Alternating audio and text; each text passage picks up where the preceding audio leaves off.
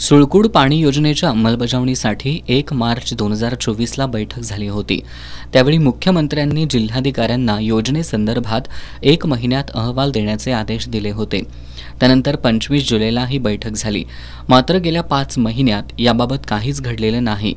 त्यामुळे सुळकूड योजना मार्गी लावावी यासाठी इचलकरंजी सुळकूड पाणी योजना कृती समितीनं जोरदार तयारी सुरू केली आहे। त्यानुसार योजनेसाठी निर्णायक लढा देण्याचा निर्णय वीज ग्राहक संघटनेच्या कार्यालयात झालेल्या कृती समितीच्या बैठकीत घेण्यात आलाय।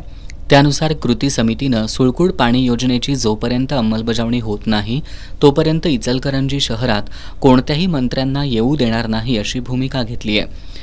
कृती समितीच्या वतीनं जिल्हाधिकारी अमोल येडगे यांना ईमेलद्वारे याची माहिती देण्यात आली आहे। कृती समितीच्या बैठकीला वीजतज्ञ प्रताप होगाडे, शशांक बावस्कर, राहुल खंजिरे, मदन कारंडे, अभिजित पटवा, सयाजी चव्हाण, विजय जगताप आदी उपस्थित होते।